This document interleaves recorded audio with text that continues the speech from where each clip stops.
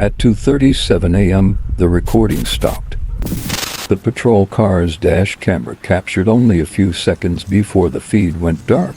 The reflection of headlights on wet stone, the hum of wind, and the faint sound of a phone ringing somewhere in the distance. The call had been traced to a stretch of mountain road known as Echo Ridge Point, a place the locals avoid after dark.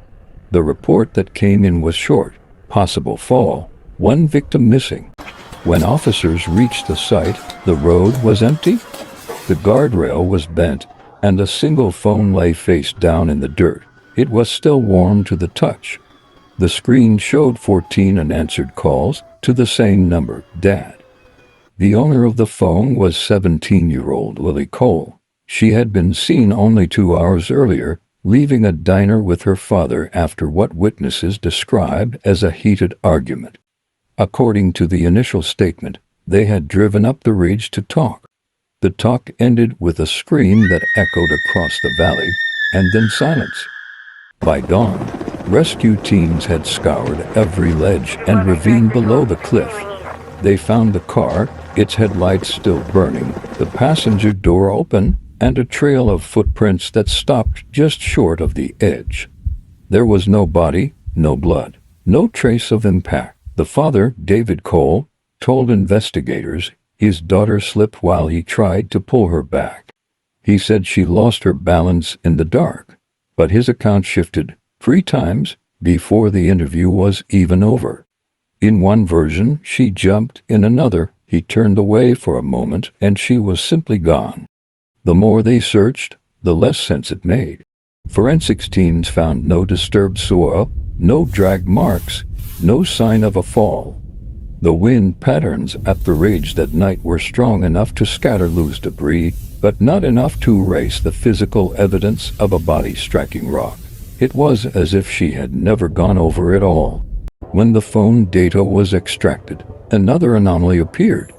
Between 2:19 and 2:36 a.m., Lily's phone moved east, more than 100 meters away from the supposed fall site. The signal cut off only moments before the police arrived. The official report called it an accident, but the evidence didn't agree. The call log, the missing impact trace, the impossible movement, each detail pointed towards something that could not be explained. And then there was the audio. The last seconds of the recovered recording contained a faint voice, distorted by wind. No words, just a breath, and the sound of someone whispering her name. After that, nothing. The file was sealed as an unsolved disappearance.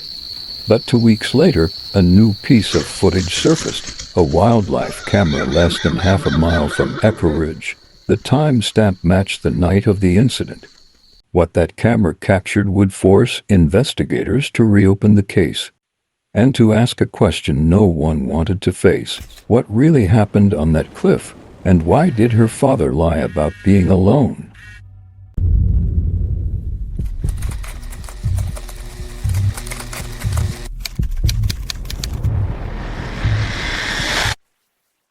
The official narrative began with a call placed at 2:41 a.m. by David Cole, a local business owner known for his involvement in community programs and his spotless public record. In that call, his voice is calm, almost procedural. He reports that his daughter has fallen from the ridge and requests immediate assistance. When dispatch asks for details, distance of the fall, visible injuries, his tone shifts. The audio cracks, and a single line cuts through. She just disappeared. That phrase would define the investigation that followed. Before that night, there was no record of police intervention involving the Coles. Neighbors described them as quiet, private, and close-knit. Lily was known at her school for her artwork, her photography, and a small online blog she kept about local nature spots, including Echo Ridge. Her last post went up less than 12 hours before she vanished.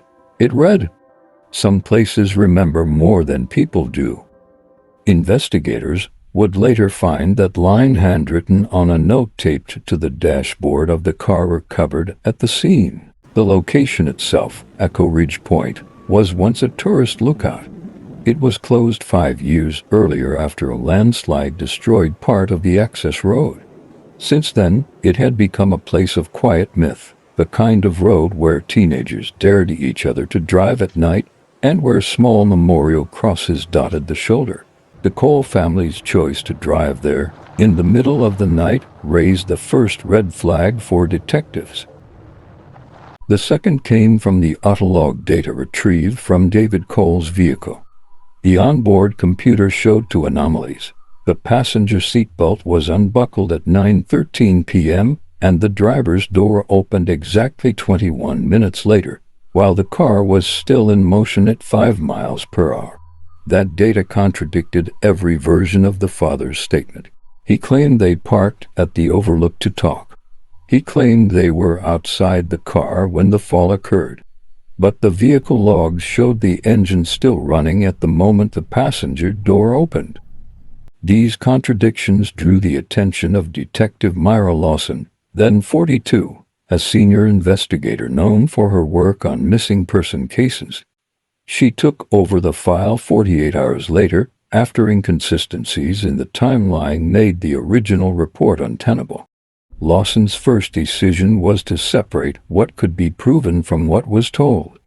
The story of a fall could not be verified. No marks on the cliff face, no blood at the scene, no drag patterns below. What could be verified were the phone calls. 14 attempts to reach her father's number in the final 17 minutes before the recording stopped. Every call went unanswered. When questioned, David Cole insisted he didn't hear the phone ring. He said the wind was too loud. But the recovered dash audio faint, distorted captured the ringtone echoing from somewhere inside the vehicle, overlapping with his own breathing. That discovery shifted the focus of the case from recovery to suspicion. It was no longer about where Lily had gone. It was about what her father might be hiding. In the following days, local news ran with headlines calling it the Echo Ridge tragedy. Volunteers searched for a body that wasn't there. And behind closed doors, the investigative team began piecing together a version of events that contradicted every public statement made by the family. The deeper they looked, the more irregularities appeared. Financial records showed that 2 weeks before the incident, David Cole had withdrawn an unaccounted sum, $5,000 in cash, from a private account under his business name. Phone records revealed multiple calls between him and an unlisted number in the days leading up to the disappearance. That number traced back to a prepaid device, registered under no legal owner. Then there was the discovery that changed everything: a camera installed on a trail near the ridge set to capture wildlife movement. The footage, recovered 2 weeks later by a hiker, would introduce the first real image of what happened that night and prove that the story of the fall was a lie. For now, the report ends here, frozen at the edge of that cliff: a ringing phone, a missing daughter, and a father who says he tried to save her, but the data, the silence, and the camera that no one knew existed tell a different story. Echo Ridge never gives back what it takes. One night, one call, and a silence that still asks questions. If the truth hides in the gaps between stories, then this case is only getting started. If you've been following the investigation, don't forget to subscribe.